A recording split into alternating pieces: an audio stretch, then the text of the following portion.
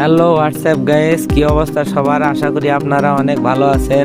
আজকে আমি ভাওয়াল বদরে আলম সরকারি কলেজ থেকে শিক্ষা সফর রাঙ্গামাটির উদ্দেশ্যে রওনা দিলাম। আজকের ব্লগের মধ্যে রাঙ্গামাটির দর্শনীয় স্থানগুলো তুলে ধরবো। তো চলুন শুরু করা যাক।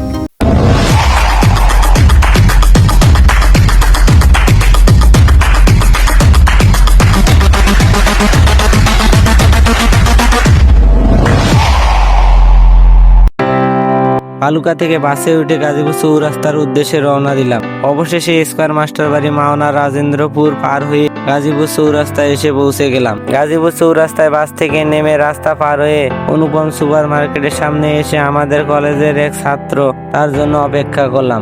অবশেষে তার সাথে অনেকদিন পর দেখা হলো। আমাদের দুজনের দেশের বাড়ি গাইবান্ধাতে। তারপর গাজীপুর চৌরাস্তা থেকে কলেজে চলে গেলাম। এই হলো আমাদের ভাওয়াল বদরে আলম সরকারি কলেজ।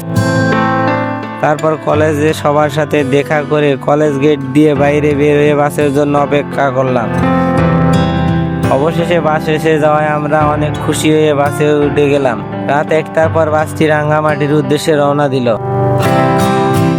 দীর্ঘক্ষণ জার্নি করার পর কুমিল্লা ঢাকা হাইওয়ে হোটেলে বিরতি নিলাম নাস্তা করার জন্য। নাস্তা করার পর আবার বাসটি রাঙ্গামাটির উদ্দেশ্যে রওনা দিল। বাস থেকে হঠাৎ চোখে পড়ে গেল চট্টগ্রামের রাস্তার পাশে বড় বড় উঁচু পাহাড়। পাহাড়গুলোর সৌন্দর্য অনেক মনোমুগ্ধকর লাগছে। তারপর বাস ড্রাইভার রাস্তা ভুল করে চট্টগ্রাম নৌবন্দরে বাসটি নিয়ে যায়। কিন্তু বাস থেকে নৌবন্দরে যে দৃশ্য দেখলাম তা বলার মতো না। আমার জীবনে সামনে থেকে এতগুলো জাহাজ কখনো দেখিনি। তারপর বাস ঘুরিয়ে নিয়ে রাঙ্গামাটির উদ্দেশ্যে আবার রওনা দিলাম।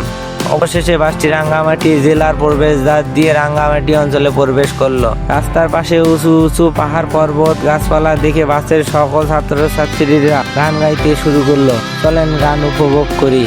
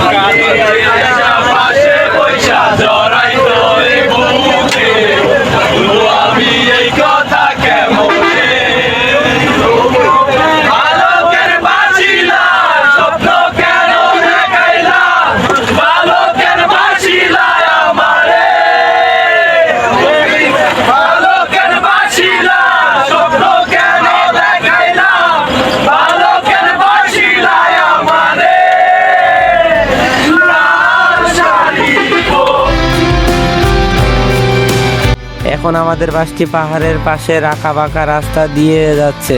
দেখতে অনেক সুন্দর লাগছে আমার, কিন্তু ভালো লাগার পরেও আমার অনেক ভয় করতেছিল যে রাস্তার এক পাশে পাহাড় আর এক পাশে অনেক বিশাল নিচু জায়গা।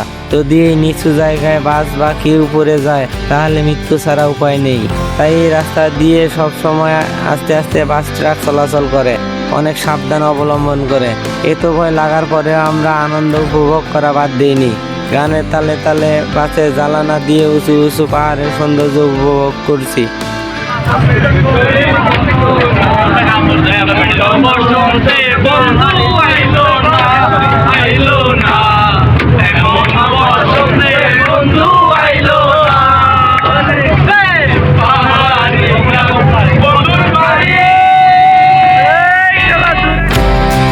রাস্তার পাশে অনেক দূরে উঁচু উঁচু আঁকা বাঁকা পাহাড় দেখতে পেলাম। পাহাড়গুলো দেখে আমার মন আনন্দে মেতে উঠল। অবশেষে বাসটি রাঙ্গামাটি কাপ্তাই লেকের কাছে এসে পৌঁছালো। বাস থেকে নেমে কাপ্তাই লেকের সৌন্দর্য দেখতে গেলাম। লেকের সামনে এসে দেখি লেকের পানি সাগরের মতো নীল আকার ধারণ করেছে। মনে হচ্ছে বিদেশের কোনো মহাসাগরে এসেছি। কাপ্তাই লেকের সৌন্দর্য আমাকে অনেক শান্তি দিয়েছে। তারপর বিকেলবেলা কাপ্তাই লেকে নৌকা ভাড়া করে 1 ঘন্টা ঘুরে বেরিয়েছি। বিকেলের সৌন্দর্য কাপ্তাই লেকের মধ্যে নৌকায় চড়ে না দেখলে আপনি লেকের সৌন্দর্য কখনো উপভোগ করতে পারবেন না। ঘুরতে ঘুরতে লেকের মাঝেই সন্ধ্যা হয়েছে। কিন্তু সন্ধ্যায় কাপ্তাই লেক যে এত সুন্দর দেখা যায় তা আমি কখনোই দেখিনি। লেকে নৌকায় ঘোরা শেষে আমরা জুম বাজারে কেনাকাটার জন্য চলে আসি।